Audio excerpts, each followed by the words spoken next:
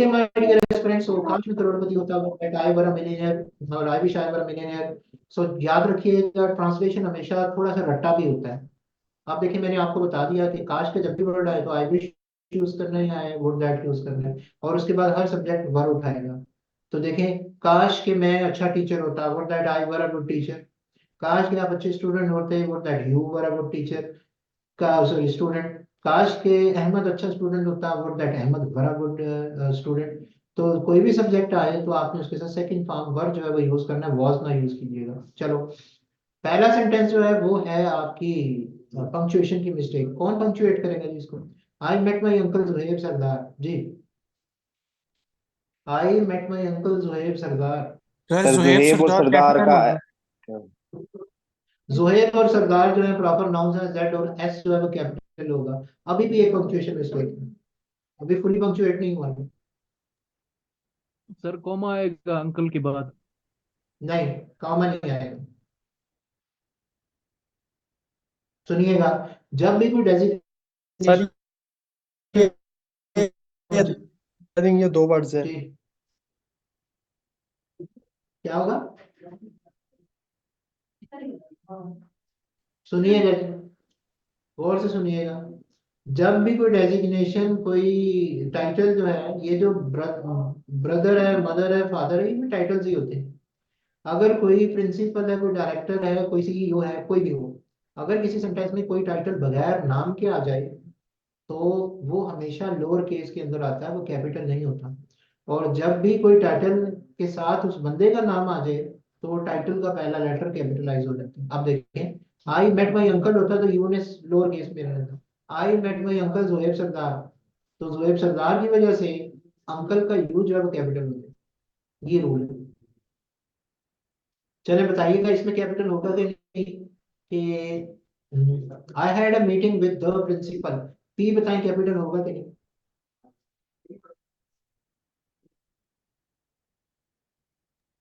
Sir capital नहीं होगा, small होगा। शाबाश शाबाश। अब बताइएगा, the principal Ahmad Hasan met me yesterday।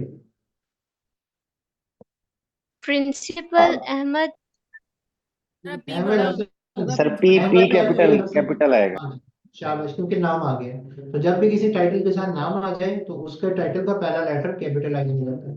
इसमें एक चीज का याद रखना है आपने, कि ये नहीं यूज करना आपने वो छोटी एबीसी और बड़ी एबीसी। आपने यूज करना है ना वो कैपिटल और स्मॉल यूज करेंगे, आप यूज करेंगे upper case. Upper case writing written expression के अंदर दैट इज कैपिटलाइजेशन, और लोअर केस जो है वो होता है स्मॉल लेटर्स। ठीक है, तो जब भी मैं अपर केस यूज करूँ तो इसका मतलब है कि होगी बात किसकी? इसकी capitalization. Times I look dash at my past, बताएं क्या आना चाहिए? जी जी। लुक लुक बैक बैक होगा सर। सर। शाबाश शाबाश। और अगर लुक है, आप देखिए फ्रेजल वर्ब है, लुक के साथ बैक आए तो इसका मतलब होता है माजी में झांकना या माजी को याद करना। आप देखिए, ये फ्रेजल वर्ब्स का चार्म है। एक वर्ब होता है आगे, प्रेपोजिशन चेंज होती है तो देखिए मीनिंग जमीन आसमान हो जाते हैं। और वो बच्चे जो प्रेपोजिशन का अच्छा इस्तेमाल करना चाहते हैं वो फ्रेजल वर्ब्स को वेट करें। इसी को देखें, अपने आप को म्यूट जरा कर लीजिए। क्लास अपने आप को जरा म्यूट कर लें। ताहिरा।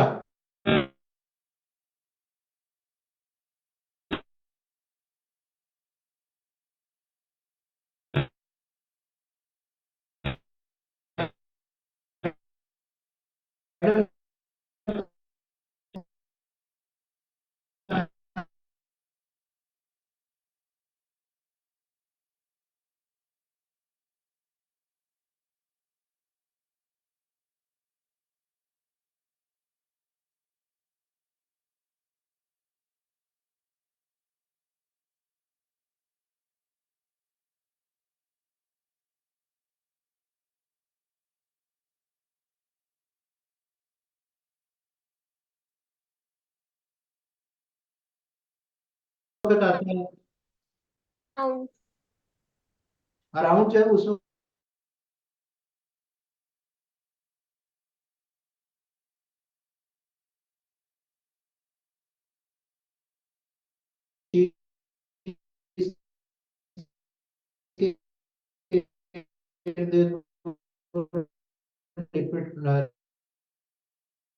लिपटी हुई है, जैसे देखिए गोल्ड चेन है या ब्रेसलेट है, वो मूव करेगा आपकी रिस्ट,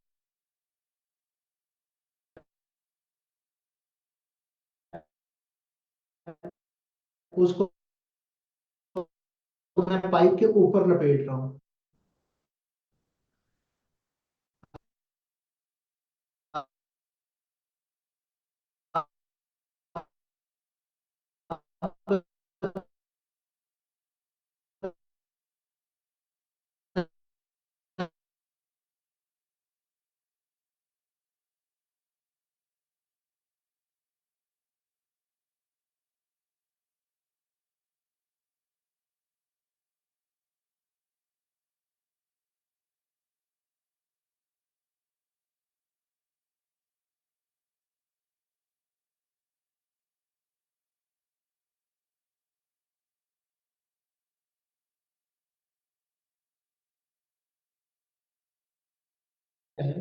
इसका मतलब होता है शुड। तो शुड के बाद फर्स्ट फॉर्म आती है, और हैड बैटर के बाद भी फर्स्ट फॉर्म आती है, याद रखिएगा हमेशा। हैड जब बैटर के साथ कंबाइन करता है तो शुड के मीनिंग देता है, और शुड का थ्रो प्रेजेंट में भी होता है, फ्यूचर में भी होता है। हैड बैटर का भी यही थ्रो है, शुड प्रेजेंट में भी और फ्यूचर में। जैसे मैं कहता हूँ कि यू शुड स्टडी वेल, तो इसका मतलब अभी भी स्टडी करनी है और फ्यूचर में भी करनी है। अगर मैं यहाँ पर यूज करता हूँ you had better study well, तो दोनों का थ्रो इक्वल है।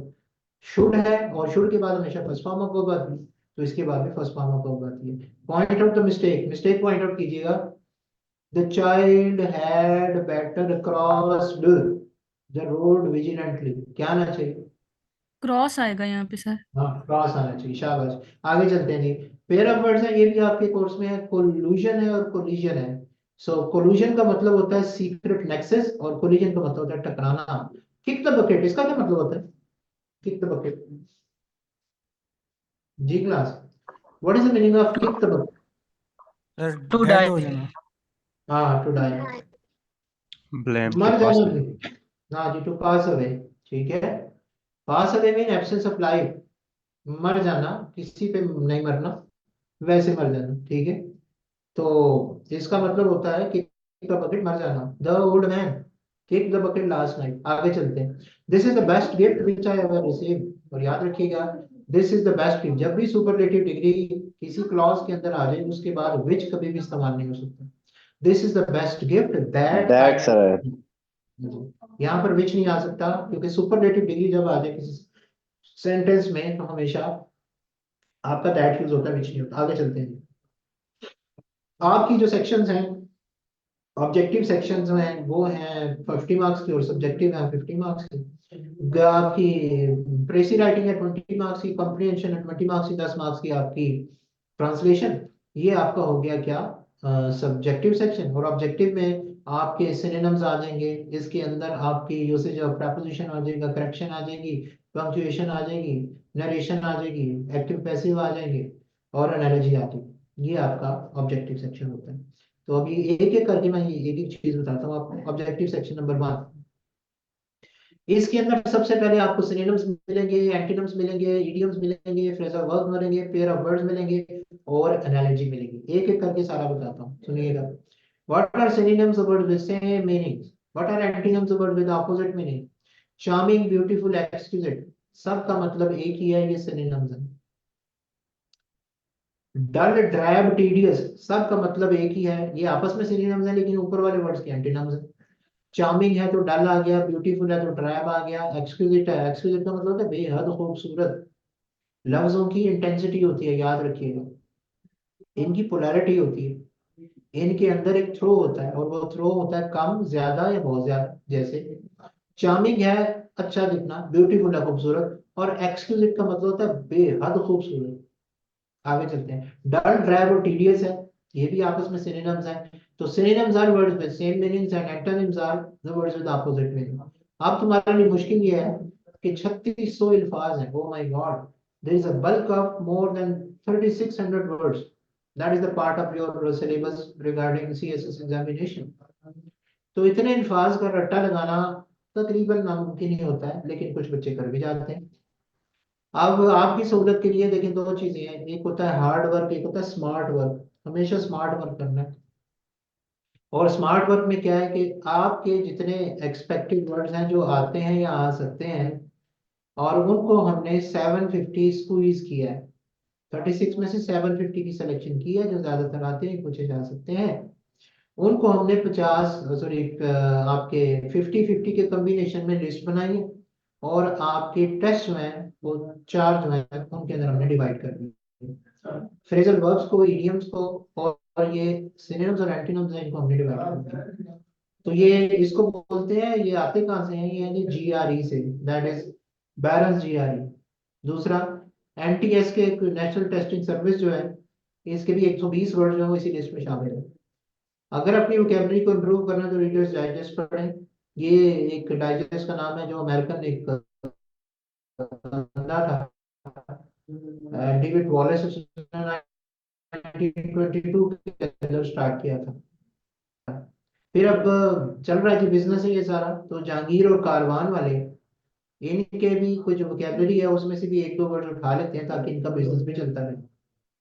सो ये सोर्सेज है कुछ, GRE वर्ड लिस्ट, और NTS के वर्ड्स हैं, रीडर्स डाइजेस्ट है, एशियन वर्जन आपने पढ़ना है। और आपको मिलेगा भी एशियन, पाकिस्तान में अमेरिकन तो आने से रहा, नेट पे मिल सकता है, नहीं वैसे नहीं मिलेगा बाहर। और लोकल बुक्स हैं, इनको भी देख लीजिएगा, इनके अंदर भी वोकेबलरी है। अब मैं अपने पॉइंट ऑफ व्यू को सब्सटेंशिएट करूंगा आपके पेपर्स के साथ। सिनोनिम्स और एंटोनिम्स इस तरह आपको पूछे जाएंगे। 2010 का CSS का पेपर रेफर कर रहा हूँ, टच स्टोन, बताइएगा सिनोनिम क्या है। रिमाइंड है, हॉल है, एट रेस्ट है, या क्राइटेरियन है जी। Yes sir anyone. क्राइटेरिया लग रहा है, क्राइटेरिया। क्राइटेरियन है सर, क्राइटेरियन। जी, क्राइटेरियन होता है सिंगुलर, और क्राइटेरिया होता है प्लूरल, तो ये चीज याद रखिएगा। टच स्टोन का मतलब होता है परखने का एक रूल। जैसे मैं बीइंग अ टीचर, अगर कोई बच्चा हल्का फुल्का जो शेयर किया जा सकता है क्लास में जोक अगर वो करता है, तो मेरी अपना मैं उस पर बुरा नहीं बनाऊंगा अगर वो जोक वाकई क्लास में शेयर करने के काबिल हो। लेकिन कुछ एक ऐसे टीचर है, वो कहेंगे ना, मेरे सामने तो बच्चा है, वो बिल्कुल सही ऐसे स्टिल डमी की तरह बैठा रहे, अगर ये बोला तो मैं इसको जो है वो इसको शन करूंगा, इसको स्कोल्ड करूंगा। तो मेरा बच्चे को परखने का तरीका जो है वो है जी क्या, कि मैं कहता हूँ बच्चा ओबीडियंट होना चाहिए। कुछ टीचर जो है वो उनका टच टोन या परखने का तरीका है कि बच्चा लाइक होना चाहिए। लेकिन मेरे लिए ओबीडियंस जो है वो ज्यादा मकाम रखती है। लाइकी ना लाइकी आपकी अपनी अपने साथ है। एक उस्ताद के साथ जो संबंध है, जो रिश्ता है एक उस्ताद का बच्चे के साथ, वो इस ओबीडियंस का ही होता है। सो हर टीचर का अपना अपना टच टोन है, इसका मतलब परखने का एक स्टाइल है, तो इसको बोलते हैं जी टच टोन। सो रिमाइंड नहीं आएगा, हॉल नहीं आएगा, एड्रेस नहीं आएगा, क्राइटेरियन आएगा। क्राइटेरियन, क्राइटेरियन है सिंगुलर, और क्राइटेरिया होता है प्लूरल। आगे चलते हैं जी, सिनोनिम देखिएगा, calligraphy. Sir hand handwriting. Writing. ठीक है। handwriting. Why not brain wave, what is the meaning of brain wave जी। ब्रेन वेव एक इडियम है, और इसका सोच मतलब को होता सर, है अछूता सोच को ख्याल, तो नहीं कहते। आइडिया। ठीक है, यूनिक आइडिया को बोलते हैं, यूनिक आइडिया। अब चलते हैं जी नेक्स्ट, बिब्लियोफाइल। अब कुछ वर्ड्स के बुक रूट्स का लवर। आपने याद, बुक लवर। बिब्लियोफाइल, जहाँ पे भी बिब्लियो है तो समझना बुक लवर। बुक है, और जहाँ पर फाइल आए वहां पर लवर होता है। जहाँ पे फाइल वर्ड किसी वर्ड में भी आए तो इसका मतलब होता है लवर। सो बिब्लियोफाइल का मतलब है book lover. Astrophobia, what is astrophobia? Astrophobia, phobia है तो इसका मतलब खौफ होगा। एस्ट्रोफोबिया बोलते हैं इसका, ये जो बिजली की चमक का खौफ होता है, बादलों की गरज का खौफ, इसको बोलते हैं एस्ट्रोफोबिया। फिर आता है जी मिजोजिनिस्ट। मिजोजिनिस्ट बोलते हैं ऐसे मर्द को जो औरतों से नफरत करता हो। ऐसा मर्द जो औरतों से नफरत करता है उसे मिजोजिनिस्ट बोलते हैं। और ऐसी औरत जो मर्दों से नफरत करती है उसे मिजेंडरिस्ट बोलते हैं। ऐसा शख्स जो शादियों के कॉन्सेप्ट से नफरत करता है उसको मिजोगेमिस्ट बोलते हैं। फिर आता है जी हर्पेटोफोबिया। और हर्पेटोफोबिया, ये जो खवातीन या लड़कियां मेरी क्लास में मौजूद हैं, ये उनके लिए है। हर्पेटोफोबिया होता है जी छिपकली से डरना, जो खवातीन का एक एट्रीब्यूट रहा है माजी से लेकर अब तक, कि छिपकली से डरना जो है उसको बोलते हैं जी हम क्या, हर्पेटोफोबिया। बड़ी अजीब सी बात है कि छिपकली से औरत डरती है ना। छिपकली से औरत डरती है और छिपकली डरती है जी चूहे से, और चूहा डरता है जी बिल्ली से, और बिल्ली बिल्ली डरती है एक डॉग से, और डॉग डरता है मर्द से, और मर्द दोबारा डरता है फिर औरत से, अपनी बीवी से। तो ये चक्कर जो है ये इसी तरह ही है। बहरहाल हर्पेटोफोबिया बोलते हैं कि इससे रेप्टाइल से या फिर जो हमारे क्रीपिंग क्रीचर्स हैं उनसे डरना हर्पेटोफोबिया। आगे चलते हैं, एंटोनिम्स की बात करते हैं। Antonyms are the words with opposite meanings. Melancholic, opposite meaning बताइएगा जी। Melancholic, yes anyone? Happy sir. हाँ शाबाश। मेलनकॉलिक का मतलब होता है उदास, और इसका एंटोनिम जो है वो हैप्पी होगा। फॉरबिडन नहीं है, ब्रिस्क नहीं है। ब्रिस्क का मतलब है तेज से चलना। Then the word is conscientious. इसकी pronunciation पे जरा जोर दीजिएगा। It is conscientious. Then what is the meaning of conscientious? अगर आपको मीनिंग आता हो तो फिर ही आप एंटीनम बताएंगे। Uncorrupt, honourable, principled, प्रोफिलिगेट। जी हाँ जी। प्रो कॉन्शियंशियस का मतलब होता है मोहतात, ऐसा शख्स जो बड़ा देखभाल के चीजों को लेके चले और पैसा खर्चने में भी बड़ा एहतियात करता है, उसे बोलते हैं कॉन्शियंशियस। और इसका एंटोनिम है प्रोफिलिगेट। प्रोफिलिगेट बोलते हैं एक्स्ट्रावेगेंट को, ऐसा बंदा कि जो फजूल खर्च हो उसको बोलते हैं प्रोफिलिगेट। सो ये इसका एंटीनम होगा डी। कंपैशन बताएं जी एंटीनम। Hated sir. hatred, नहीं, हेट्रेड नहीं आएगा। कंपैशन का मतलब होता है सिंपैथी। कंपैशन का मतलब होता है रहम। और क्रुएलिटी सर। हाँ, क्रुएल्टी। क्रुएल्टी। क्रुएल्टी जो है वो इसका एंटीनम है। और एक और से एक क्लू सुनते जाइएगा सिनोनिम्स और एंटीनम्स के अंदर, याद रखिएगा। एक वर्ड होता है डिसलाइक, नफरत करना। एक वर्ड होता है हेट, इसके अंदर इमोशंस आ जाते हैं। फिर एक वर्ड होता है दैट इज लोथ, LOATHE, लोथ करना। लोथ करना होता है बेतहा नफरत करना। कि अगर कोई किसी से कहे कि यार अगर पूरी दुनिया में अगर एक खून अलाउ हो तो मैं ये बंदा मार,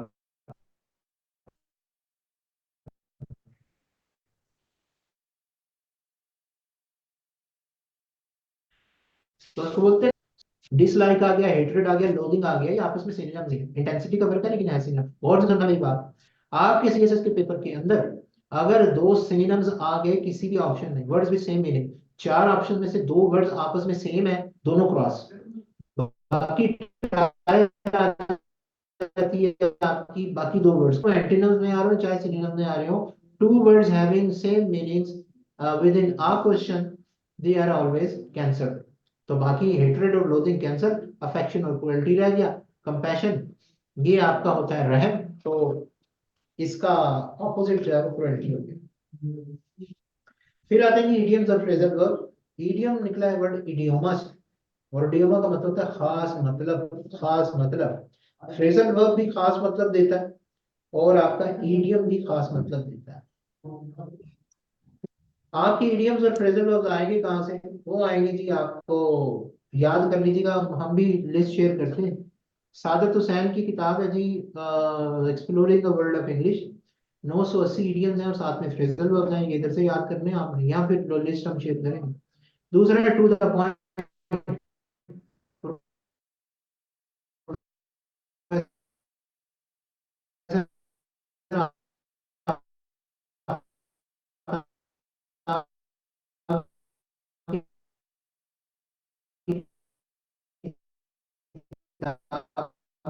तीन सौ, ये तो कभी सुना ही नहीं होगा। कैच 22 का मतलब है ऐसी सिचुएशन जिसके अंदर आप मेंटल टेंशन में हो, उसको बोलते हैं कैच 22। कि अगर आप किसी ऐसी ऑर्गेनाइजेशन में है जिधर बॉस के साथ आपकी बनती नहीं है, तो आप मेंटल टेंशन में हो, ये आपकी कैच 22 सिचुएशन होगी। ठीक है। Living in such an organization in which there is no respect and regard for you is a catch 22। Better off का क्या मतलब होता है? Sir good in wife, relationship. Better off wife भी होती है खामन के लिए बीवी, बीवी के लिए खामन, दोनों बेटर ऑफ है। सो बेटर ऑफ का मतलब होता है बीवी या खामन। सो बेटर ऑफ जो है इसका मतलब बीवी या खामन है, और बच्चे इसको अंडरस्टैंड नहीं करते और अजीबो गरीब सेंटेंस बना देते। जैसे once I had been marking a paper of CSS and the idiom was the same that was asked. The student came up with the answer or the sentence. Messi or Ronaldo is my favorite player in soccer. I had been witnessing a soccer match in which my favorite player scored 2 goals in the first half of the match, but in the later half, in the second half, he did not manage to score any goal. Therefore, I would say a first half was a better half for him. So, is it a good sentence or appropriate है या wrong है? Wrong है sir. जी हाँ, तो better half का मतलब बीवी है या खामन है। माई better half is a lady doctor, my better half is a teacher. आगे चलते हैं जी। हम एंड हॉ का मतलब होता है कंफ्यूज होना, कंफ्यूज होना। और इसका कोई भी सेंटेंस कंफ्यूजन से रिलेटेड आप बना सकते हैं। ही hummed and hawed, he hummed and hawed in the meeting but later on he got confidence। थोड़ा कंफ्यूज हुआ लेकिन बाद में ठीक हो गया। Break a leg, break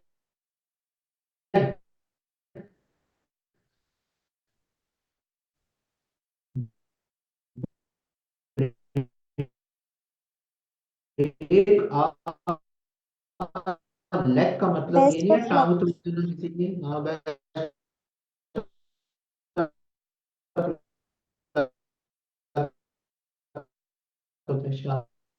break का लेग का मतलब best of luck.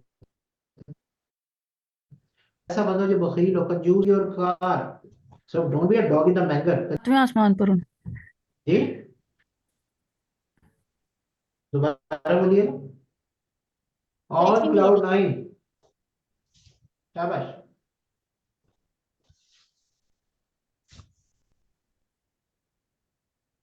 Okay,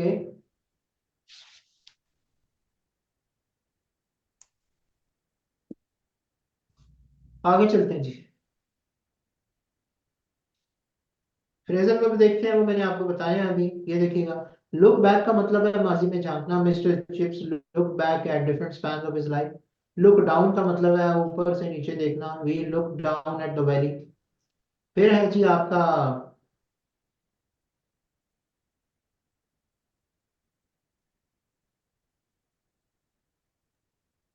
look down upon है हकारत की नजर से देखना। We should not look down upon the poor. Look for होता है सर्च करना। I am looking for a servant.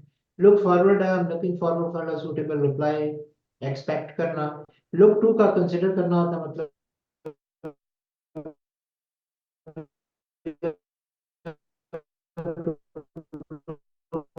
To your manners.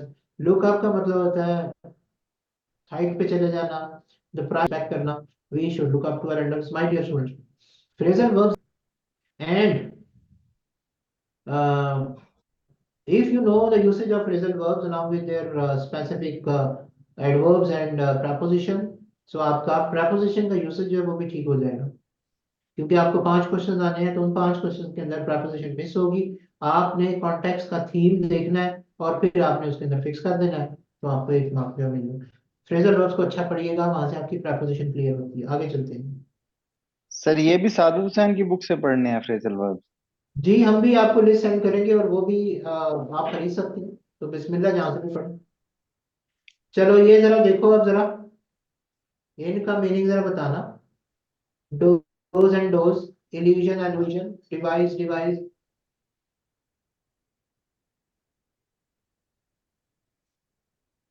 Ji Dose, now dose, medicine of dose. हाँ जी। Dose of medicine. डी और Z याद रखिएगा pair of words में। Sir जो हल्की नींद करते हैं उसके लिए यूज करते हैं। जी हाँ, टू हैव अ नैप। अब इसको ये अब आपको जिंदगी भर नहीं भूलेगा, क्योंकि फ्रेजल वर्ब्स ये सॉरी ये पेयर ऑफ वर्ड्स है, मुश्किल से होते हैं, जरा कंफ्यूज करते हैं इंसान को। तो किसी ना किसी निमानिक से, किसी ना किसी रिलेशन से इनको याद रखें। आप देखें, एक का मतलब है सोना और एक का मतलब दवाई। अगर आप भूल गए हैं तो ये मेरी बात याद रख लीजिएगा कि आपने, मैंने, सब ने, और हमारे दादा नाना जो भी हैं उन्होंने टॉम एंड जेरी तो देखे ही होंगे। सो जब भी कोई कार्टून करेक्टर टॉम हो या जेरी सोए हुए हो तो उनके सर पे क्लाउड बनता है और उसके अंदर एक लेटर होता है हर कार्टून करेक्टर के। जब कोई कार्टून करेक्टर सो रहा है तो उसके ऊपर क्लाउड करेंगे उसके सर के ऊपर, और कोई ना कोई लेटर उसके अंदर होगा। और वो लेटर कौन सा होता है? Z। हाँ, तो जेड आप होता याद, है, जेड। DOZD, तो जहां पर जेड आ गया इसका मतलब सोना है, और DOSC दूसरा याद वैसे ही रह जाएगा, दवाई को बोलते हैं। एल्यूजन और एल्यूजन, पहले का मतलब है रेफरेंस, दूसरे का मतलब है फॉल्स परसेप्शन, वहम को बोलते हैं। डिवाइस और डिवाइस से रिलेटेड भी क्लू सुनते जाओ। हर वो पेयर ऑफ वर्ड जिसके अंदर सी आए वो हमेशा नाउन होगा, जिसके अंदर एस आए वो हमेशा वर्ब होगा। एडवाइस एंड एडवाइजर, एडवाइस होती है नसीहत, एडवाइजर नसीहत करना। डिवाइस है आला, डिवाइस है प्लान बनाना, वर्ब है। इसके अलावा लाइसेंस, सर काइंडली ये रिपीट कीजिएगा सी और एस का।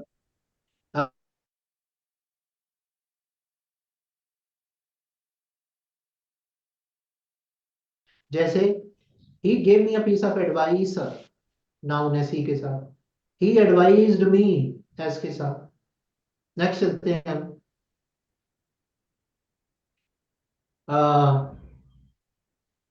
डिवाइस है, देखिए सी आ रहा है। Mobile is the name of a device, I devised a plan, S के साथ। तो लाइसेंस है, सी के साथ हो तो लाइसेंस है, एस के साथ हो तो वर्ब है। आप मुझे बताइएगा कि पहला वर्ड वर्ब होगा या दूसरा। सुना देखिएगा, the sir traffic second department. वाला वर्ड। तो मैंने अभी बोला,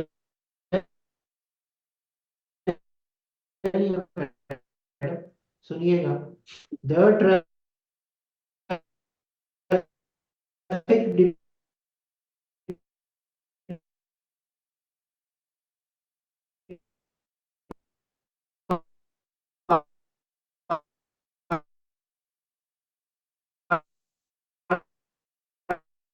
department licensed me a license. The traffic लालच, you should not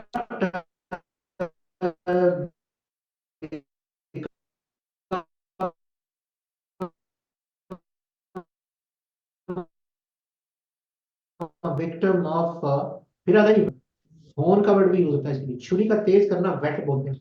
for example, the barber was whetting, WHETTING, the barber was whetting his scissors, WHET, whet का मतलब तेज करना। Next course content आपको आ सकता है जी एनालॉजी। एनालॉजी का मतलब होता है कंपैरिजन। ये अपने आप को जरा म्यूट कीजिएगा। अच्छा जी, एनालॉजी का मतलब होता है कंपैरिजन। ये कंपैरिजन जो है आपको डिफरेंट इमेज में से आ सकता है। ये देखिएगा, एक आपको एनालॉजिकल पेयर दिया होगा, उसके नीचे चार ऑप्शंस होंगे और आपने इन चार ऑप्शंस को जो है वो देखना होगा। ठीक है, जैसे टीम प्ले, देखिए, और ये जो ब्रैकेट में मैंने लिखा हुआ है ये आपको उधर नहीं मिलेगा, इसलिए मैंने इसको थोड़ा फीका लिखा है। ये आपको उधर नहीं मिलेगा। ये आपने पेयर को देख के फिर हिसाब से, उस हिसाब से सोचना है कि इधर क्या आ सकता है। जैसे पेटल और फ्लावर, अब पेटल है पार्ट फ्लावर का, यही बात हर ऑप्शन के ऊपर लागू करते जाएं, आपको आंसर मिल जाएगा। Petal is the part of flower. Is team the part of player? No. Is king the part of throne? No. Is student the part of class? बताएं। Yes. Yes। Is yarn part of reel? Yarn बोलते हैं धागे को, धागे को। चलो आपकी memory का भी टेस्ट करता हूँ कि यार्न जो है धागा वो रील के ऊपर लिपटा होता है। आप देखें, the yarn of the reel is moving around around, sir. Around आएगा। अराउंड, अराउंड शाबाश, ए से अराउंड। ठीक हो गया। आगे चलते हैं symbolism. Black is to mourn, mourn होता है गम करना। Black is to mourn as white is to set. Peace. शाबाश। Peace। अब आपको आ सकते हैं जी मैस्कुलिन और फेमिनिन भी एनालॉजी के अंदर। इसकी 19 डोमेन्स है, 19 सेक्शंस के अंदर इसको पूछा जा सकता है, वो भी आपसे शेयर करेंगे। डोंकी। आप देखिए हॉर्स और मेयर मैस्कुलिन पहले आ गया, फेमिनिन बाद में आ गया। सो घोड़ा और घोड़ी, डोंकी और पोनी। डोंकी और पोनी नहीं आ सकते, हाँ डोंकी की जगह जेनी होता तो आ जाता। गधी को बोलते हैं जी जेनी, JANNY, ये उसका इनफॉर्मल वर्ड है। और JENNET, जेनेट, बोलते हैं इसको गधी को, याद रखिएगा। आगे चलते हैं जी डॉग और सेंट बर्नार्ड। सेंट बर्नार्ड एक ब्रीड का नाम है, तो ये भी नहीं होंगे। फॉक्स और विक्सन, ठीक है जी। फॉक्स बोलते हैं लूमड़ को, विक्सन बोलते हैं लूमड़ी को। तो ये ठीक होगा, पहले मेल मेंबर आ गया और बाद में फीमेल आ गई। Cow and yes bull, sir. ये भी तो मैस्कुलिन फेमिनिन है, ये क्यों नहीं ठीक है? ऑप्शन डी क्यों नहीं ठीक? इनका सर इसमें सीक्वेंस सर काऊ उल्टा पहले आ है। गया और बुल बाद में आ गया। हाँ जी, बुल पहले होता, काउ बाद में होती, तो ये भी ठीक था। सर्जन और डेक्स्ट्रस जी। सर्जन बोलते हैं जी एक डॉक्टर को, फिजिशियन को, और डेक्स्ट्रस बोलते हैं महारत वाले को। तो अगर किसी को स्कैल्पल पकड़ा दिया जाए और उसको बेचारे को आता ही कुछ ना हो, तो वो तो फिर चीर फाड़ करके वो फेंकेगा इसको, अपना पेशेंट को। तो सर्जन डेक्स्ट्रस, सर्जन को एक्रोबैट। डेक्स्ट्रस, सर्जन को डी डेक्स्ट्रस ऑप्शन। होना चाहिए, कि उसके अंदर एबिलिटी होनी चाहिए, प्रोफेशनल उनकी स्किल। क्लाउन को क्या फैट होना चाहिए? जरूरी नहीं है। एक्ट्रेस को ब्यूटीफुल होना चाहिए, ठीक है? No sir. नहीं, शाबाश। एक्ट्रेस को स्किलफुल होना चाहिए, ब्यूटीफुल शर्त नहीं होती। कि अगर कोई अफ्रीकन एक्ट्रेस है तो वो काली रोटी होगी और उसके फेशियल फीचर्स भी अच्छे नहीं होंगे, लेकिन एक्टिंग अच्छी करती है तो मशहूर होगी। तो एक्टर को, एक्ट्रेस को स्किल, वो उसके अंदर महारत होनी चाहिए, एक्सपर्टीज होनी चाहिए एक्टिंग के अंदर। एथलीट टॉल होना चाहिए, नहीं भी हमें छोटे छोटे एथलीट भी मिलते हैं। अब बताएं, क्या एक्रोबैट को एजाइल होना चाहिए? Yes sir. Yes yes sir. Sir. Agile का मतलब होता है माहिर होना। So option number D is correct. Preposition का यूसेज लगाओ जरा, preposition.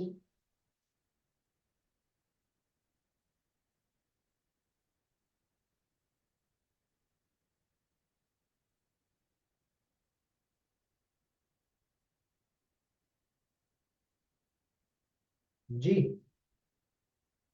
The boys fond dash driving, बताएं। Of driving. Found of driving. We should not, अभी बताया, we should not, sorry, we should look dash our teacher. Look Look up to. for. Up to. ठीक है, शाबाश। आगे चलते हैं। The bus is bound dash Gujarat. To. Bound for होता है, the bus is bound for Gujarat. आगे चलते हैं। आई बिलीव डैश अल्लाह। इन।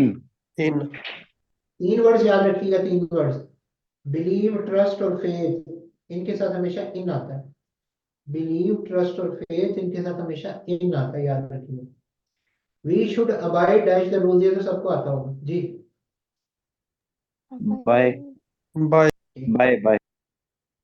जी हाँ, आगे चलते हैं। अब इस सेक्शन को तुमने डील कैसे करना है, ये चार पॉइंट ध्यान में रखना। आपकी मेमोरी अच्छी होनी चाहिए, रिवाइज और रिपीट करते रहना, वर्ड्स को भूल जाएंगे तो मैं सिनोनिम नहीं होंगे यूजों का तक, जब तक आप अच्छे तरीके से इसको नहीं करोगे।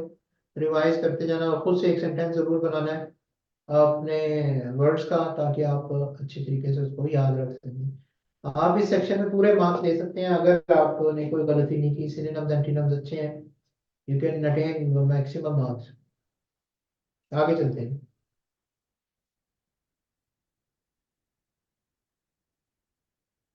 अब आते हैं पंक्चुएशन पे। पंक्चुएशन है, वो आ सकती है आपको, सेंटेंस करेक्शन आ सकती है, नरेशन आ सकती है। सो पंक्चुएशन का ओवरऑल सेंस क्या है जी?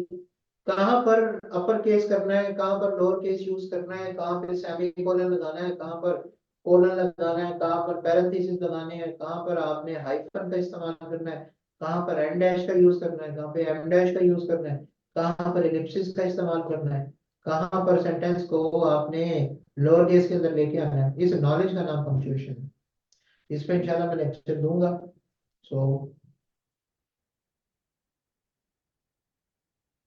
चलें, ये जरा करेक्शन तो करें जी इसकी।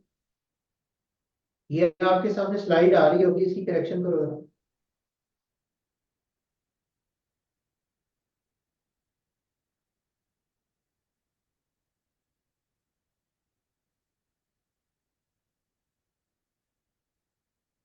2023 का पेपर है, कौन इसकी करेक्शन करेगा?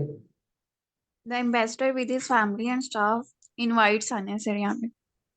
क्यों मैडम, इनवाइट क्यों आना चाहिए? सर सर क्योंकि क्योंकि जो जो नाउन है वो एम्बेसडर है। और with his family and staff. अच्छा सर जी इसमें सर। मेन सब्जेक्ट जो है वो एम्बेसडर है, वो सिंगल है, तो उस वजह से इसके साथ ऐसा है। चलो मान लेता हूँ। इधर देखो, ये जो क्लू वर्ड्स है नीचे जो मैंने ब्लैक में लिखे हुए हैं, गौर से सुनना। अगर आपका सब्जेक्ट नंबर 1 और सब्जेक्ट नंबर 2 की कंपाउंडिंग हो रही है इन वर्ड्स के साथ, ये अपने आप को मैडम म्यूट कीजिएगा जी, मैडम तहजीब सिंह। अच्छा जी, अगर आपका सेंटेंस दो सब्जेक्ट्स आपस में कंबाइन कर रहे हैं और बीच में ये वर्ड आ जाए जो ब्लैक में लिखे, including except besides with together with as well as like along with या हु, तो तुमने सब्जेक्ट नंबर 1 को प्रेफर करना है। सिंगुलर है सिंगुलर वर्ब लगा दो, प्लूरल है प्लूरल वर्ब लगा दो। ये देखो, एम्बेसडर विद आ गया है, तो विद हमारा ये चौथा वर्ड है। एम्बेसडर एक सब्जेक्ट, फैमिली और स्टाफ दूसरा सब्जेक्ट, तो ऐसा लगेगा कि जैसे प्लूरल करना है। नहीं, आपने सब्जेक्ट नंबर 1 और सब्जेक्ट नंबर 2 को जब आपने देखना है कनेक्शन उनका वो है, वहां पर आएगी विद। विद हमारी लिस्ट में, इस लिस्ट में से कोई भी हो, सब्जेक्ट नंबर 1 के अकॉर्डिंगली आप वर्ब को चूज करें। एम्बेसडर सिंगुलर है, इनवाइट्स यू। आप जरा बताइएगा, अगर होता the ambassadors, the ambassadors with their family and staff, अब क्या होता? इनवाइट होगा। Invite. या अब मैं सेंटेंस कुछ बोल रहा हूँ, वर्ब यूज कीजिएगा।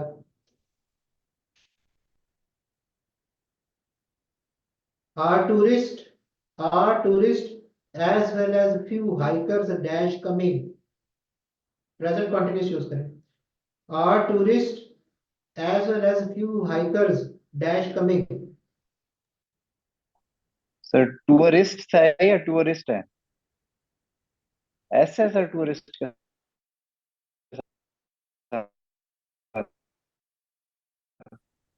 सर आर खाली टी आएगा। आर टूरिस्ट, मैंने आ लगा रहा हूँ तो इसका मतलब सिंगुलर है ना। Our tourist along with the different hikers dash coming, is is coming coming. Sir. Is coming. हाँ, आप बताओ, different hikers along with the tourist. आ रहेगा सर। Are coming. और अब आ नेक्स्ट इसको करें ठीक। The children enjoyed in the park, enjoyed themselves, क्यों, themselves। वजह?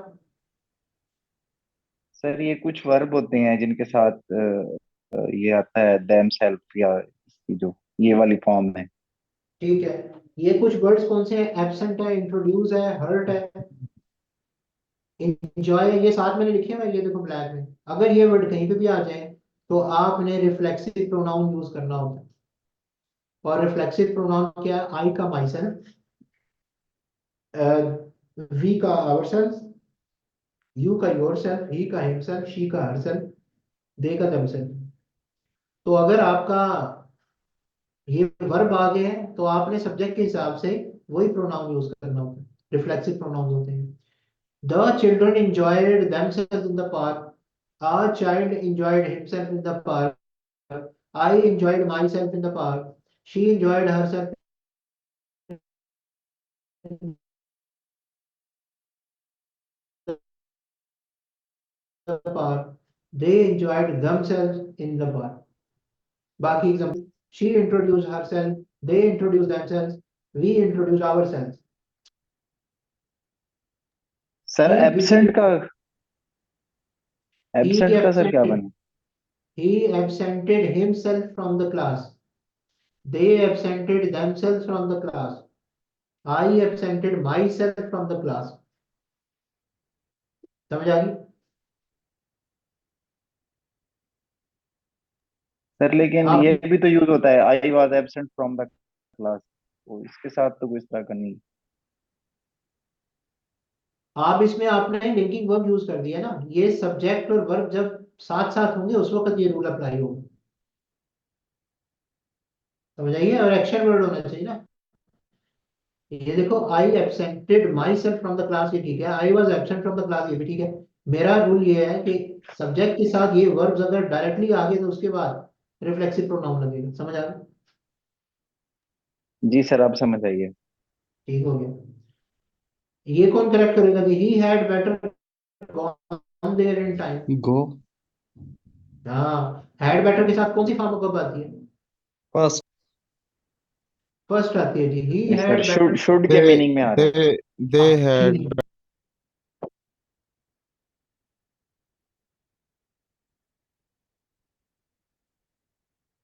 एक मिनट, मेरी बैटरी जो है वो लो हुई है।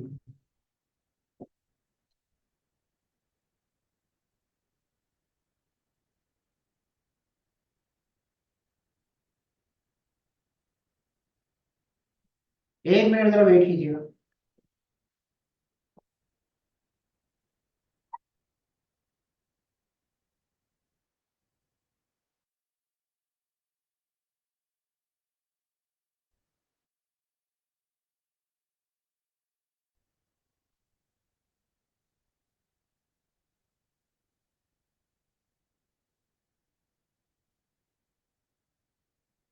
यार उसको गाना वो अहमद लोग से बोली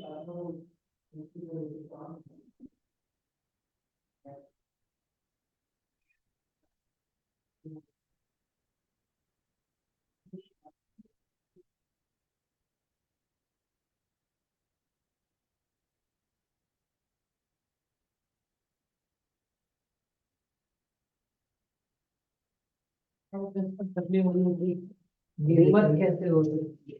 इधर हो जलना चाहिए ना वो। खाली टीचर को परेशान करने की हिम्मत कैसे हो सकती है इनकी? कैसे कैसे नहीं हो रहा। ये देखो ना, वो डेड हो जाती है। नहीं। हाँ, तो यहाँ पे है। इधर देखिए सॉकेट में आ गया। तो ये देखो,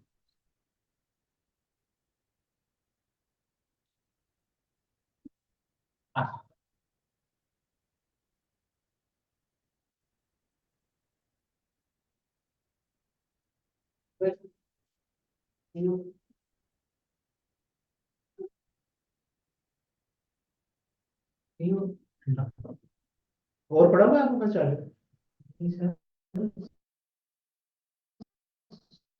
सॉफ्टवेयर में करंट तो आता है, देखे है करंट ही होता है इसमें, करंट आना चाहिए। ये देखें, ये अटैच है।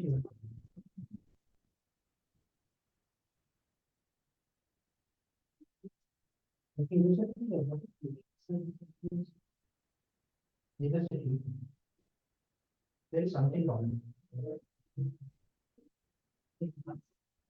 चादर लगा के देखते हैं कोई।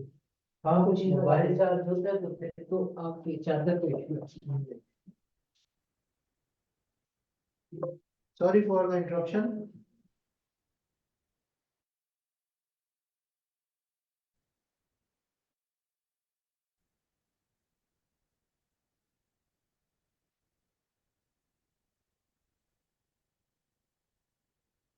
नहीं ना बिजली।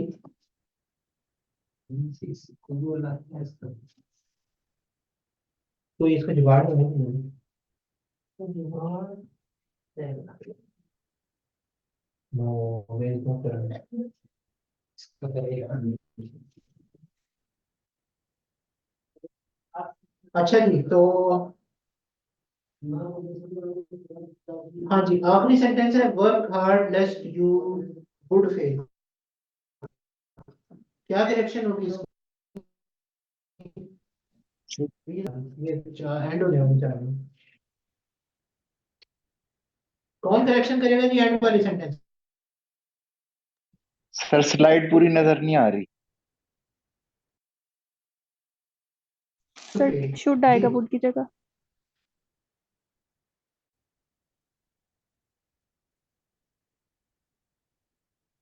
वाई रीजन लिखा? Work hard lest you should fail, इसका मतलब है तुम्हें फेल होना चाहिए। तो ये कैसे है कि आप पे किसी को तुम्हें फेल होना चाहिए? सर बॉटम से स्लाइड नहीं शो हो रही। सर लिस्ट ऐसा ना हो के नहीं, मेरा ये है आपसे क्वेश्चन कि he should work hard, you should pass the slide exam. छोड़ दी होगी। लेस्ट यू फेल सर सिर्फ आएगा, लेस्ट यू फेल।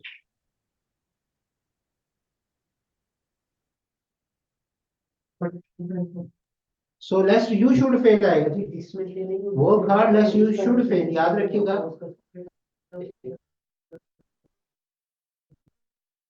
जब भी कोई पॉजिटिव एक्टिविटी हो,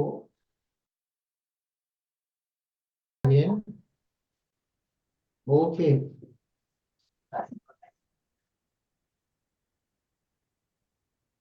so there had been someone who had been communicating from my side. Okay, so this is only the introduction to this very subject. So inshallah we will be discussing. By the way, let me tell you. Okay, class, now listen to me carefully. This is only the introduction. So I have divided the whole syllabus in 16 to 17 lectures in total. और मैंने जैसे आपको बताया, आपके 50 marks जो हैं वो आपके हैं इसके ऑब्जेक्टिव सेक्शन के, और 50 आपके सब्जेक्टिव सेक्शन के। सो ऑब्जेक्टिव के लिए मैंने 7 क्लासेस रखी हैं, और उन्हीं ऑब्जेक्टिव के अंदर हम सिनोनिम्स, एंटोनिम्स और सारी जो आपकी है पंक्चुएशन है, उसके अंदर करेक्शन है, उसके अंदर इडियम्स आ गए, ये सारी चीजें हम वहां पर करेंगे। करेक्शन ज्यादातर मैं उसको फोकस करता हूँ। और बाकी के जो 8 लेक्चर्स हैं वो मैंने सब्जेक्टिव सेक्शन जो उसके लिए रखे हैं, और उन सेक्शंस के अंदर ये जो हमारे डेज हो गए 8, उसके लिए हम 3 या 4 दिन ट्रेसी को देंगे, 2 या 3 दिन हम देंगे इसको कॉम्प्रिहेंशन को, फिर 2 दिन देंगे हम ट्रांसलेशन को। तो ये हमारा 8 जो डेज का कम्बिनेशन होगा। आधा जो हमारा है पैटर्न पढ़ाने का, वो होगा इसके लिए सब्जेक्टिव सेक्शन के लिए, और 7 जो है वो आपका ऑब्जेक्टिव सेक्शन के लिए। 15 या 16 हो सकता है, 17 लेक्चर भी हो जाए, तो उसको हम इंशाल्लाह देख लेंगे। तो हमाद साहब सर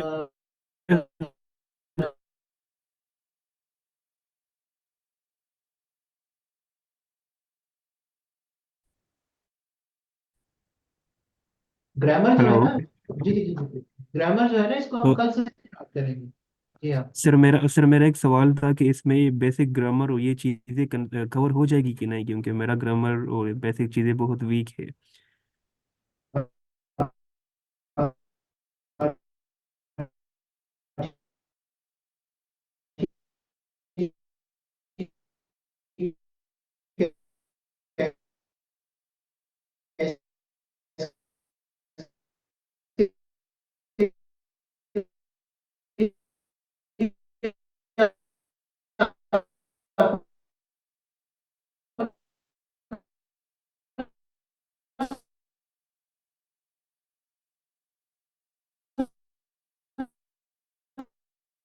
थोड़ा सर्टन प्री तो कम से कम इतनी आपकी बेसिक्स होनी चाहिए कि आप एक सेंटेंस को कंपोज कर सके। ठीक है, तो भी आपने करनी है और एक्सरसाइज भी करना है। चलें जरा, इसको कौन चेंज करेगा? Aslam said to me, where are you going? इसको जरा कोई डायरेक्ट से इनडायरेक्ट करे। Aslam said to Aslam me, asked me where was I going. गलत हो गया, वेयर वाज आई गोइंग। आप और से सुन लो, जब भी इंट्रोगेटिव सेंटेंसेस और डायरेक्ट नरेशन के अंदर इसमें दैट नहीं इस्तेमाल होता। पॉइंट नंबर 2, सेड जो है वो आस में चला जाता है, और व्हेन वेयर बाय हाउ के फौरन बाद सब्जेक्ट ऑफ द सेंटेंस आता है। ये याद रखिएगा, व्हेन वेयर बाय हाउ के फौरन बाद सब्जेक्ट ऑफ द सेंटेंस आता है। सो इसका कुछ यूं होगा, Aslam said to me where are you going, Aslam asked me where I was going. Where I was going का वेयर वाज आई गोइंग नहीं आता, क्योंकि फिर सवाल हो जाएगा। तो इसमें हर नरेशन में डायरेक्ट से इनडायरेक्ट में आते हुए हमेशा सेंटेंस हमेशा असर्टिव फॉर्म इख्तियार करता है। और असर्टिव फॉर्म से क्या मुराद है कि पहले सब्जेक्ट आता है और बाद में प्रेडिकेट आता है। चलिए, CSP officer said we should work hard, इसको चेंज करें।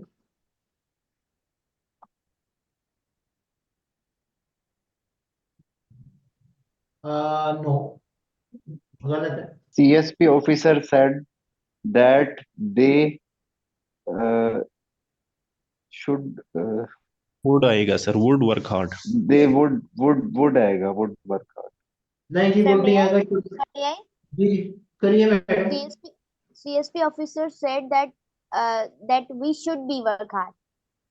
नहीं, गलत हो गया। याद रखिएगा, जब मॉडल वर्ब्स आ जाए ना, शुड आ जाए, कुड आ जाए, वुड आ जाए, तो याद रखना वो वही रहते हैं, यहाँ फिर हैव प्लस थर्ड फॉर्म में चले जाते हैं।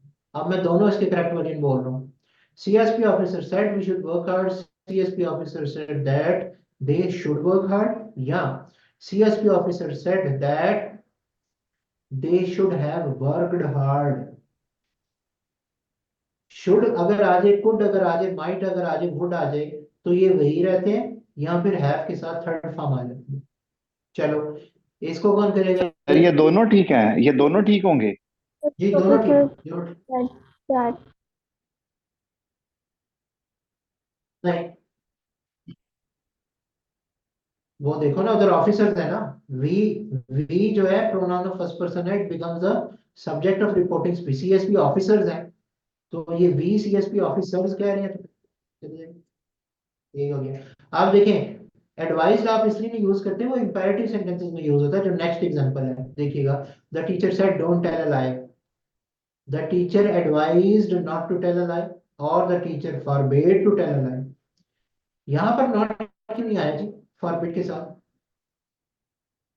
क्योंकि उसका मतलब है मना। Forbid सर खुद नेगेट कर रहा है। हाँ, डुप्लीकेशन हो जाएगी हाँ सर जी, वो। फॉरबिड के साथ अगर नॉट लगाएं तो ये रिडंडेंट हो जाएगा, और अगर रिडंडेंट हो गया तो फिर इसका मीनिंग ऑपोजिट हो जाएगा। तो फॉरबिड, फॉरबेड, फॉरबिडन जहां पे भी आ जाए, इसके साथ नॉट नहीं होता। चलो, इसको चेंज करो, अगर आप एक्टिव पैसिव आएंगे, the boy writes a story. जी, story is written by the boy. The story is written by the boy, ठीक है जी। ही गोज टू स्कूल, ये चेंज करें।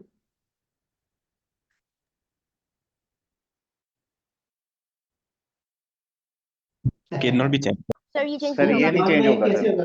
स्कूल नहीं जा स्कूल सकता, इज गॉन बाय। स्कूल तो नहीं चल सकता सर। हाँ जी, स्कूल को व्हील्स लगे हो तब जा सकता है। सुनेगा जी।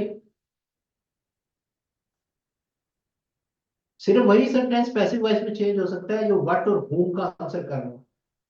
जब भी आपने एक्टिव से पैसिव में चेंज करना, दो सवाल पूछने हैं, और उन दो सवालों का अगर आंसर मिल जाए तो वो सेंटेंस चेंज हो सकता है पैसिव में, अदरवाइज नहीं हो सकता। और वो दो सवाल कौन से हैं? व्हाट और whom। पहला है व्हाट का क्वेश्चन, दूसरा है whom का क्वेश्चन। व्हाट का आंसर बेजान चीजें करेंगी, whom का आंसर ह्यूमन बीइंग्स करेंगे। एग्जांपल सुनिएगा, the boy writes a story, the boy writes what, a story. ये चेंज हो सकता है, a story is written by the boy. Example number 2, my mother loves me, my mother loves whom, me, I am loved by my mother. तो हर वो sentence जो what और whom का आंसर कर रहा है वही चेंज होता है पैसिव में, और वो सेंटेंस जो व्हाट और whom का आंसर ना करता वो चेंज नहीं हो सकता। ये सुनिएगा, he goes to school, he goes to what, no answer, he goes to whom, no answer. So ये सेंटेंस नहीं चेंज हो सकता पैसिव वॉइस में। तो school is gone by him तो बिल्कुल ही नहीं होगा, ना ये सेंस बना रहा है कि school is gone by him. ये स्कूल है कोई अपना, उसका दोस्त नहीं है जो उसके साथ चला गया। समझ आई? तो अब जरा इसको चेंज करना, the baby स्लीप्स on the bed.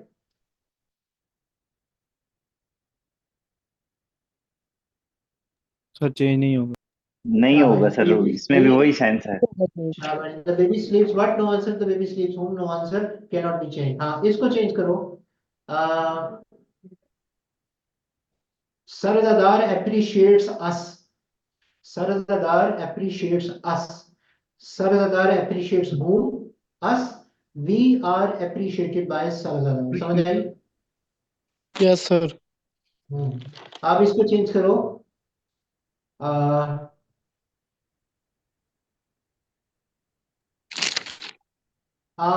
the article writer wrote a story.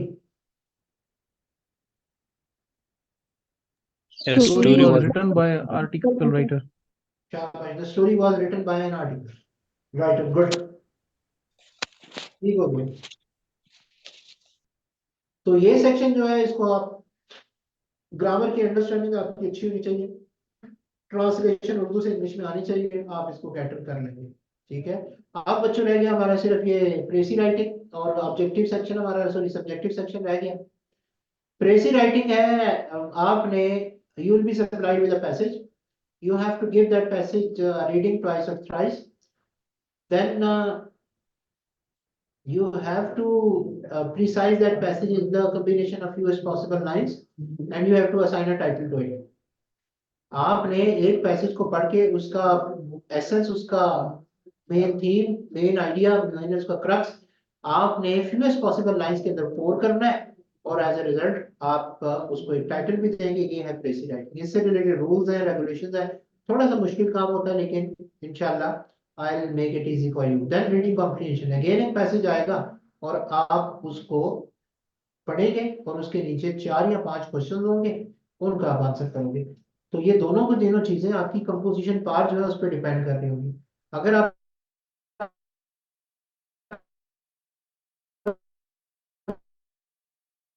लिख सकते हो, इस नंबर इजीली हासिल कर सकते हो। ट्रांसलेशन आ सकती है, उसमें कोई चॉइस नहीं होगी, और जो यहाँ लाइंस की सूरत में आ जाएगा, यहाँ पैरास की सूरत में आएगा, उनको आपको ट्रांसलेट करना होगा। जैसे इसको कौन ट्रांसलेट करेगा? मैं किताब पढ़े बगैर नहीं रह सकता, I cannot live without reading books.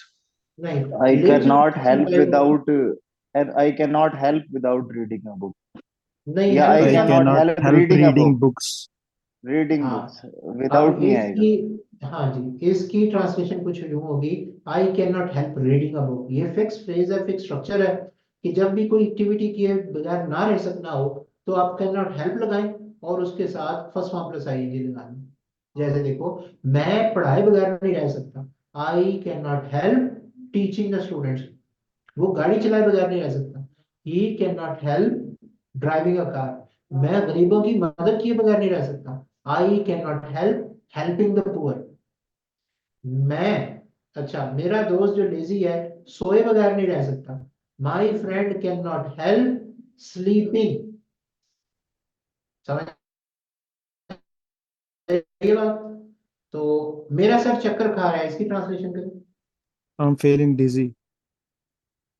शाबाश, आई एम फीलिंग डिजी। और ऐसा कभी नहीं करना, आप कहेंगे मेरा सर तो माई हेड है, तो चक्कर होते हैं सर्कल्स, और खाना होता है eat, my head is eating circles.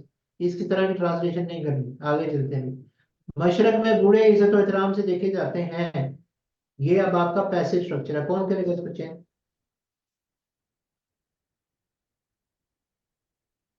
Ji, In the East, elder are venerated.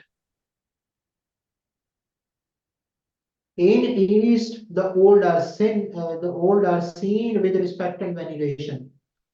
In the east old are seen with respect and veneration, ये आपका पैसेज स्ट्रक्चर था। और पैसेज स्ट्रक्चर में इज एम आर के साथ third form of object use होती है। अच्छा जी, सर इन द ईस्ट के बाद कॉमा आएगा? जी बिल्कुल आएगा, एडवर्बियल आपका फ्रेज आएगा। तो इस सेक्शन को कैटर कैसे करना है आपने? अच्छी तरह इसको कॉम्प्रिहेंड करना है, पैसेज को, प्रेसी है या कॉम्पोजिशन है, कॉम्प्रिहेंशन है, और तुम्हें ट्रांसलेशन करने की क्वालिटी अगर है, आप में एबिलिटी है, तो आप इसको अच्छी तरीके से देख लोगे। ग्रामर और कंपोजिशन के पेपर की इंपॉर्टेंस देखिएगा जी, 80 प्लस आप इसमें स्कोर कर सकते हो। ग्रामर, ये 3 पेपर हैं जिस पे फोकस करना है तुमने, ग्रामर और कंपोजिशन पे। अगर इंग्लिश अच्छी आती है तो इसको आप 80 प्लस ले सकते हो।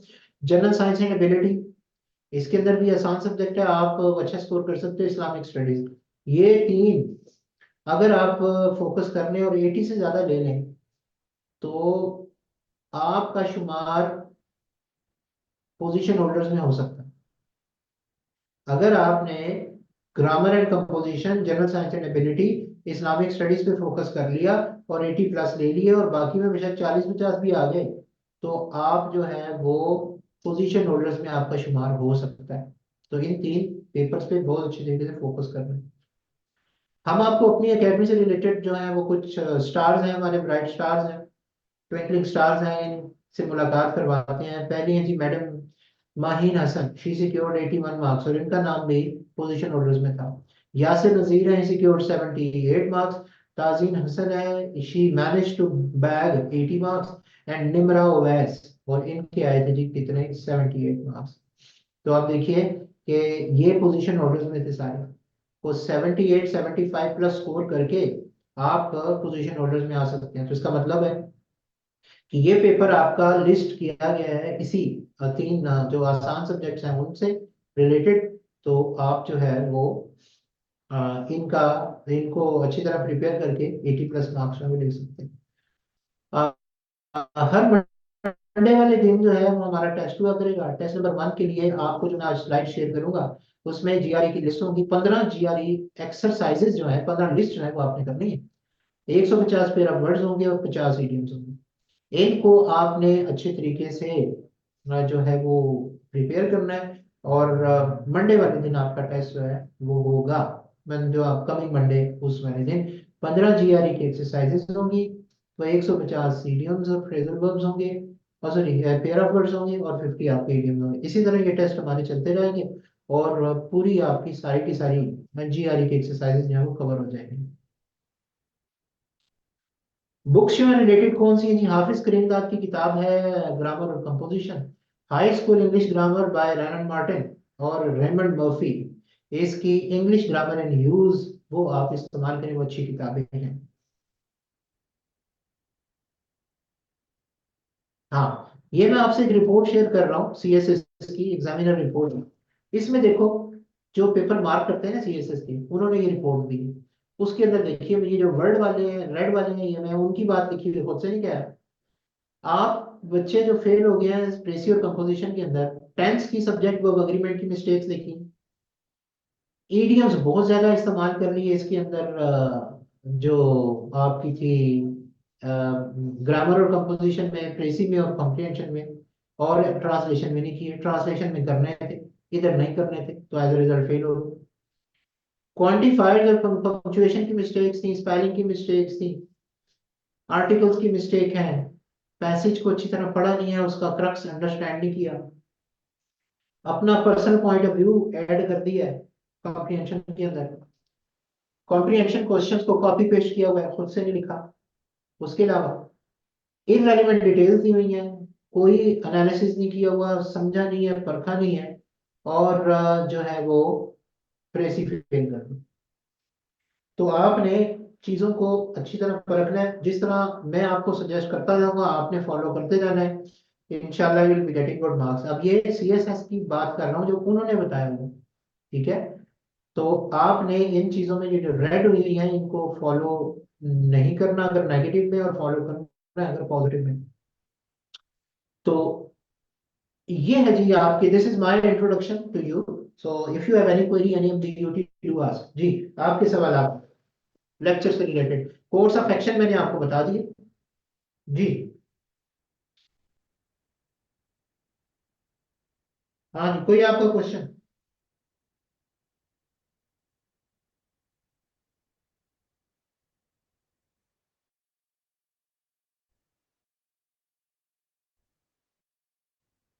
जी क्यों नहीं होगी?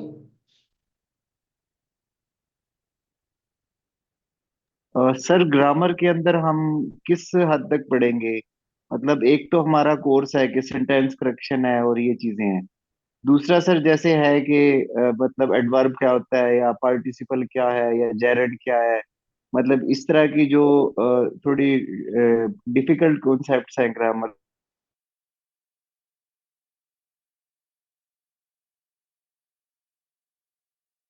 जी ग्रामर ब्रॉडली। का क्वेश्चन है, मैं आपको ग्रामर कवर करवाऊंगा जो आपके सब्जेक्ट से रिलेटेड होगी। मैंने आपको बोला है ना कि there are certain prerequisites if you want to become a CSS aspirant. तो तैयारी के लिए कुछ चीज चाहिए होती है। फॉर एग्जांपल आपने 16 इयर्स की एजुकेशन कंप्लीट की है, तो आपको कम से कम, ये मैं नहीं कह रहा कि जैरेंड है और ये वर्बल है और ये इन्फिनेटिव है, इसका आपको पता होना चाहिए, आपको लिखना आना चाहिए। और मैं आपको सब्जेक्ट वर्ब अग्रीमेंट से रिलेटेड और हर पार्ट्स ऑफ स्पीच, देखिए नाउन है उससे रिलेटेड मैं आपको करेक्शन करवाऊंगा, मैं सब्जेक्ट अग्रीमेंट से रिलेटेड करेक्शन कराऊंगा, मैं एडजेक्टिव है, एडवर्ब है, इससे रिलेटेड आपको करेक्शन कराऊंगा, मैं कंजंक्शन से रिलेटेड आपको ऐड करवाऊंगा आपकी प्रैक्टिस और साथ में इसकी करेक्शन। तो ये चीजें अगर आप गौर से सुनेंगे तो इसमें लिखना ऑटोमेटिकली फिर आपको आएगा। तो जब आप करेक्शन में जाएंगे तो इनडायरेक्टली ये चीजें कवर हो जाएंगी। मगर इस तरह बिल्कुल नहीं होगा कि मैं प्रेजेंट इंडेफिनिट टेंस पढ़ाऊँ आपको, सब्जेक्ट के साथ एस और ईएस लगेगा और बच्चों आईज एम आर के साथ आईएनजी आना है अगर प्रेजेंट कंटिन्यूस है। ये चीजें जो है वो इस लेवल पे डिस्कस नहीं होगी।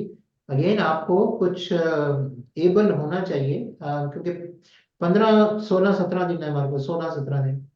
एक के अंदर मैं कोर्स कंटेंट्स आपको कवर करूंगा, बिल्कुल बेसिक जो सब्जेक्ट वर्ब, हाँ वो मैं आपको बता दूंगा, इसके अंदर सब्जेक्ट और वर्ब का अग्रीमेंट जो आएगा उसके अंदर आपको बता दूंगा।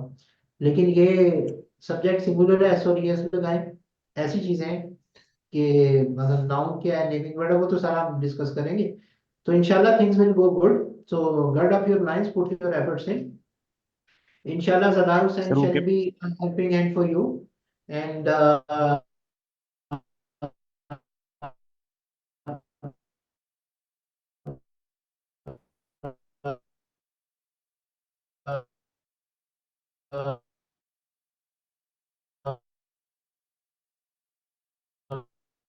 परसेंट जो 20 to 30 के अंदर ज्यादा, तो आपके कोर्स कंटेंट से रिलेटेड, ठीक है। तो विजिलेंट सर रहिएगा इंशाल्लाह। जी सर करंटली इसमें सर ये था सर, जो जैसे सर ओके टेंसेस हैं वो तो टेंसेस हो गए या पार्ट्स ऑफ स्पीच हो गए। उसके अलावा हाँ सर जी। आप करंटली ये हमें गाइड कर देंगे कि हमें मतलब खुद से क्या क्या, इसके अलावा क्या क्या पढ़ना चाहिए खुद से या रिवाइज करना चाहिए पार्ट्स ऑफ स्पीच और टेंसेस के अलावा।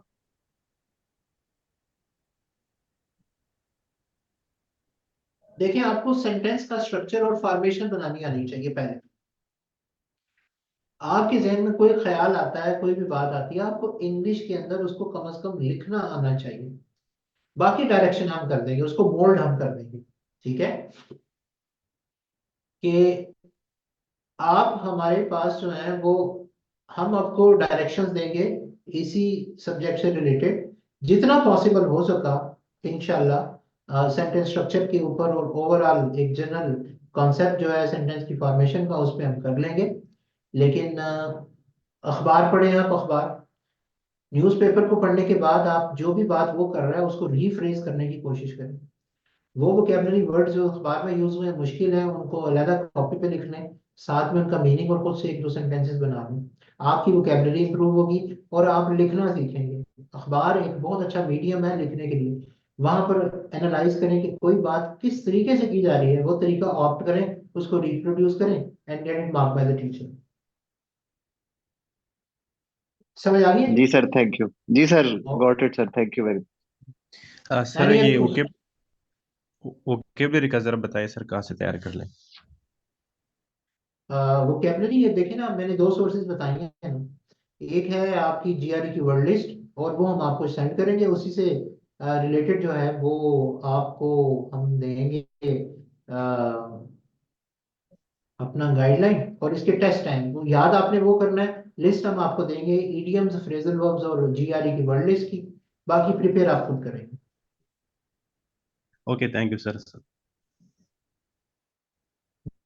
जी मैडम अक्सा, आप लिख